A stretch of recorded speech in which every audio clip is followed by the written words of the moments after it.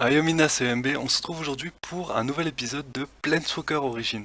Aujourd'hui, on va voir le premier chapitre de Chandra Nalaar. Écoutez, ça commence maintenant.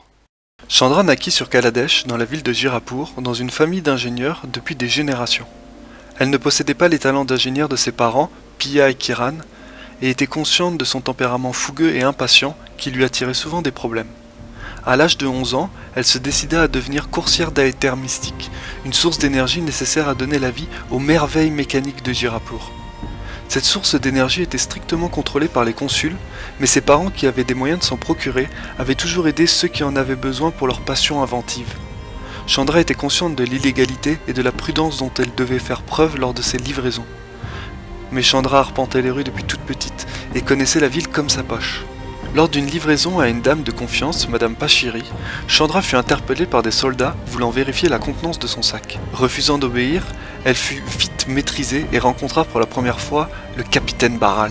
Alors que les soldats étaient sur le point de découvrir la contenance de son sac, il se produisit quelque chose qui ne lui était jamais arrivé auparavant. Ses mains se mirent à s'enflammer comme deux torches. Elle réussit à faire reculer les soldats et s'enfuya à travers la foule. Alors qu'elle fuyait des voltigeurs à sa poursuite, elle fit la rencontre de Madame Pachiri à l'entrée principale de la fonderie des consuls, qui l'incita à prendre refuge dedans pendant qu'elle distrairait les voltigeurs. Alors qu'elle pénétrait à l'intérieur de la fonderie, elle entendit les rotors du dernier voltigeur s'infiltrer par le biais d'une lucarne. Tous les automates présents dans la fonderie s'animèrent, tentant de la capturer. C'est alors que le feu jaillit de nouveau de ses mains, et ne cherchant pas à comprendre, elle fonça vers la sortie donnant coups de pied et poing à tout ce qui lui barrait la route.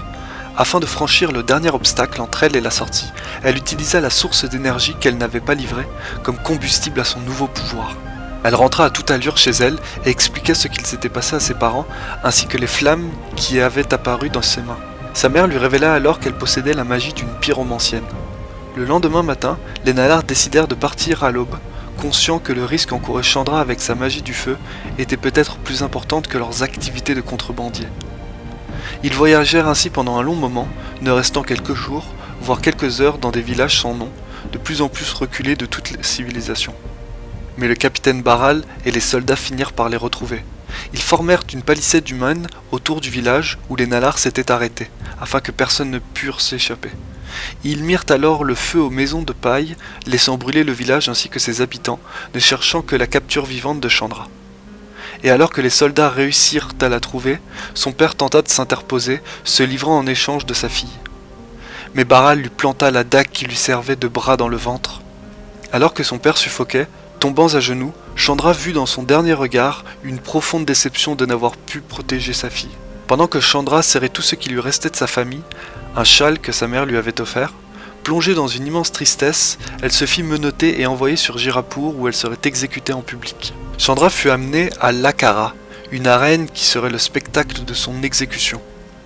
Baral lui fit porter le chapeau de l'incendie du village et la mort de ses villageois aux yeux du public, illustrant le caractère destructeur de sa magie du feu. Chandra avait perdu tout espoir, et plus personne ne la retenait dans cette vie. Alors qu'il fit un pas en arrière, levant l'énorme lame qui lui servait de son bras, il l'abattit avec violence sur le cou de Chandra. À ce moment, le temps lui parut se figer. Elle sentit une chaleur monter en elle, comme un incendie se propageant. Elle poussa un cri de furie, et son cri devint une explosion de flammes, dévorant tout ce qui l'entourait. L'instant d'après, Chandra ouvrit les yeux sur des moines qui tentèrent de la calmer. Derrière eux se dressait un contrefort de roches grossièrement sculptées. Elle avait transplané jusqu'à la forteresse de Keral, sur le plan de Regatta. Quelques années après être arrivée pour la première fois à la forteresse de Keral, Chandra séjourna à Aretopolis, sur le plan de Kefalai. Là-bas, Chandra avait pour mission de voler le parchemin du dragon au sanctuaire des étoiles.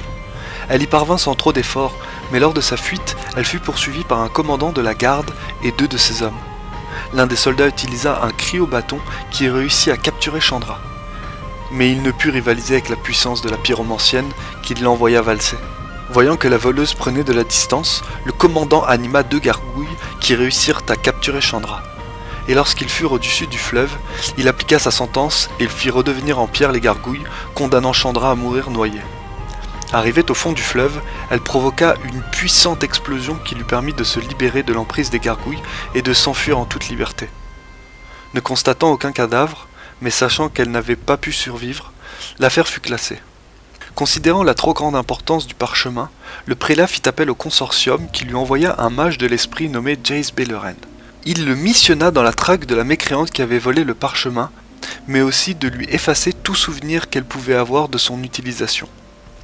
Jace réussit à retrouver la trace de Chandra par le biais de Brannon, un enfant qui la connaissait bien. Pendant ce temps, Chandra savourait sa nouvelle acquisition à la forteresse de Keral lorsque Jace fit son apparition dans la même pièce.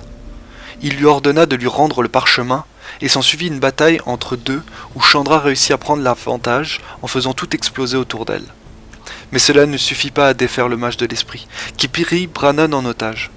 Lorsque Chandra réalisa qu'il n'était en fait qu'une illusion, la bataille reprit aussitôt. Chandra réussit encore une fois à l'assaillir de sa pyromancie, mais tout cela n'était encore qu'une illusion, et lorsque Chandra baissa sa garde, Jace l'attaqua par surprise et reprit possession du parchemin. Il effaça ses souvenirs de son utilisation et reprit sa route vers Kefalai, sa mission accomplie. Lorsque Chandra reprit ses esprits, non seulement elle n'avait plus le parchemin, mais elle n'avait plus aucun souvenir de son utilisation ni de sa contenance. Chandra, prévoyante, eut l'idée de missionner des scribes du monastère afin d'en faire des copies avant l'arrivée de Jace. 2 jours plus tard, Chandra partit avec Brannon visiter le petit village de Samir Miakuldi, un petit elfe qui était un des alliés de la forteresse de Keral dans la grande forêt de l'Ouest. Samir était considéré comme un chef de tribu respecté des siens, ainsi que des habitants de la grande forêt, notamment grâce à sa capacité d'invoquer la plus grande bête de Regatta. Lors de leur trajet, Samir leur raconta l'histoire de l'ordre des Liudes, un ordre composé de magiciens considérant que nul n'était au-dessus de leur loi. Ils étaient dirigés par Walbert III et étaient d'autant plus vigilants et intransigeants envers les mages de feu, les condamna tous à une mort certaine. Ils avaient réussi à prendre le contrôle de la ville de Zinara, non loin de la forteresse, ainsi que la plupart du plan de Regatta grâce à un puissant artefact appelé le feu purifiant. Une source de mana pure dansant perpétuellement comme une flamme, mais d'un froid glacial et d'une couleur blanchâtre, dans une ancienne caverne sous un temple de Zinara. Pour assurer leur contrôle sur le plan de Regatta, l'ordre des Liudes avait employé des gardes fantômes, des êtres brumeux dépourvus de jambes et de bras se déplaçant en glissant à la surface. Ces formes spectrales avaient la particularité de ne pas faire le moindre bruit, ce qui leur permettait d'espionner n'importe qui et d'en rapporter les faits et gestes à l'ordre en toute discrétion. Alors que Samir leur racontait l'histoire de l'ordre, ils aperçurent un des gardes fantômes les espionnant. Ne sachant pas depuis combien de temps celui-ci était là, Chandra voulut l'exterminer, croyant qu'il alerte les gardes. Elle partit à sa poursuite avec l'aide de Samir, envoyant boule de feu après boule de feu, créant un gigantesque brasier dans la forêt. Après avoir détruit le garde fantôme, l'incendie que Chandra avait créé alerta 4 gardes de l'ordre, qu'elle fit fuir en les menaçant de ses boules de feu. S'étant attiré la colère des habitants de la forêt, Samir ordonna à Chandra de rentrer avec Brannon à la forteresse. La première attaque survint la nuit suivante. Alors que Chandra dormait, 2 gobelins s'introduirent dans sa chambre. Réveillés par le raffut que faisaient ces 2 créatures verdâtres, pas plus grandes que Brannon et pourvues de longues griffes, Chandra leur demanda de partir dans un premier temps, puis les menaça de ses flammes destructrices. Les gobelins en avaient après elle, et ils se jetèrent sur sa jambe, lui lacérant. Mais Chandra ne se laissa pas faire, et riposta avec des boules de feu. Malgré que les 2 créatures avaient une certaine résistance à la magie du feu, ils fuirent lorsque la pyromancienne transforma sa colère en un brasier incandescent. L'un des 2 gobelins réussit à fuir, quant à l'autre, Chandra partit à sa poursuite, se demandant s'il n'était pas mieux de le capturer. Mais devant l'agressivité de celui-ci, malgré sa fuite, elle ne put que le réduire en cendres dans un torrent de flammes. Après ces événements, Chandra eut une longue discussion avec Merluti et Samir. Samir lui expliqua que la parcelle de forêt qu'elle avait brûlée la veille était le territoire d'une grande tribu d'orphes, des créatures encore plus petites que les gobelins, ressemblant à de petits loups-garous. Il était impossible pour Samir de les raisonner, car ceux-ci considéraient la forêt comme un endroit sacré et avaient mis à prix la tête de Chandra. Merluti rebondit sur les paroles de Samir pour informer que Walbert III avait envoyé une lettre à son attention à propos de la destruction d'un garde fantôme par Chandra. Il leur demandait de permettre à ces gardes de circuler dans la forteresse afin d'assurer leur protection, mais il était clair que cela n'était qu'un prétexte afin de pouvoir assouvir son contrôle sur la forteresse de Keral. Considérant qu'en ces temps où l'ordre des Liudes essayait de gagner de plus en plus de terrain, l'alliance avec les habitants de la grande forêt de l'Ouest était essentielle. Merluti dit à Samir d'informer les Orphes que Chandra avait quitté la forteresse, ce qui permettrait de laisser couler de l'eau sous les ponts, et peut-être ceux-ci en oublieraient l'incident après quelque temps. Vu la position dans laquelle Chandra était, avec l'ordre d'Eliud et les Orphes à sa recherche, Merluti décida de lui confier une mission qu'elle seule pouvait accomplir. Celle-ci consistait à retourner à Kefalaï afin de récupérer le parchemin du dragon. En effet, frère Sergil et les autres moines avaient résolu l'énigme. Ils pensaient que les bordures décoratives du parchemin contenaient l'indice de l'emplacement de l'artefact dont il était question. Chandra consentit pour le bien de tous à s'absenter le temps que les Orphes et Walbert III l'oublient. Elle se prépara et transplana le soir même. En se concentrant sur le flux de mana qu'elle avait déjà suivi pour s'y rendre une fois, Chandra réussit sans trop de difficulté à trouver le chemin dans les éternités aveugles. Elle arriva sur la place de la ville d'Aéropolis à Kefalaï où les choses n'avaient pas beaucoup changé, hormis une statue hideuse qu'elle avait détruite lors de son dernier séjour. Il lui fallait se dissimuler parmi les habitants qui avaient la peau claire, les yeux bleus et les cheveux blonds. Malgré qu'elle fût plus grande que la majeure partie des femmes de cette ville, il lui fallait cacher la chose la plus révélatrice de son identité, sa chevelure flamboyante. Arrivé devant le sanctuaire des étoiles, ses cheveux dissimulés sous un foulard, la chose qui l'inquiétait le plus était surtout les gargouilles qu'il avait presque noyées la dernière fois. Elle réussit à s'introduire dans le sanctuaire sans trop de difficultés et fit mine de le visiter afin de ne pas trop attirer l'attention. Arrivée devant l'ancienne vitrine qu'elle avait facilement cassée, elle s'aperçut que le parchemin était de nouveau en place à côté de 3 autres qu'elle ne connaissait pas. Alors qu'elle vérifiait l'authenticité du parchemin, une horde de soldats l'encercla. Elle ne comprit pas tout de suite ce qui l'avait trahi, jusqu'à ce qu'elle aperçoit 2 mages de l'esprit qui scrutaient ses pensées. Pris au piège par une armée de lances et de flèches pointées dans sa direction, Chandra fit ce qu'elle savait faire le mieux, tout réduire en cendres dans une énorme explosion de flammes. Pris de panique par les soldats agonisant dans les flammes, Chandra saisit l'occasion pour se créer une sortie, en explosant un mur du sanctuaire. Malheureusement pour elle, celui-ci soutenait une bonne partie de l'édifice qui s'écroula dans un vacarme assourdissement. Chandra réussit à s'extirper des décombres, mais pas sans dommages collatéraux. Elle arriva à fuir tant bien que mal dans les ruelles de la ville, jusqu'à ce qu'elle fasse la rencontre d'un homme qui était apparemment à sa recherche. Il ne portait pas l'uniforme de soldat, ni des gardes du sanctuaire. Il paraissait plus vieux qu'elle, et plus grand que la moyenne, les yeux bleus et les cheveux noirs. Il se dénommait Gideon, et était venu à sa rencontre afin de la sortir de ce pétrin. Mais Chandra, méfiante, ne voulut pas son aide, et préféra se battre contre les soldats à sa poursuite. Ne pouvant la raisonner, Gideon l'étreignit à l'aide d'un fouet qu'il avait accroché à sa ceinture. Celui-ci lui coupa le souffle jusqu'à ce qu'elle tombe inconsciente. Avant que cela n'arrive, Gideon lui avait pris le parchemin des mains. Elle se réveilla dans une pièce sombre enchaînée contre un mur dans une position inconfortable. Elle était dans un donjon. Il n'y avait ni torche ni fenêtre et la seule source de lumière venait de choses phosphorescentes et visqueuses accrochées au mur à différents endroits de la pièce. Elle n'était pas seule. 6 étranges silhouettes vêtues de robes noires ressemblant à des serpents humanoïdes ondulaient lentement face à elle. Certains étaient visibles et d'autres cachés dans l'obscurité de la pièce. Ils proféraient des incantations à l'unisson dont elle ne comprenait pas le sens. Elle essaya de se sortir de cette situation, mais elle ne savait pas depuis combien de temps elle était enfermée ici.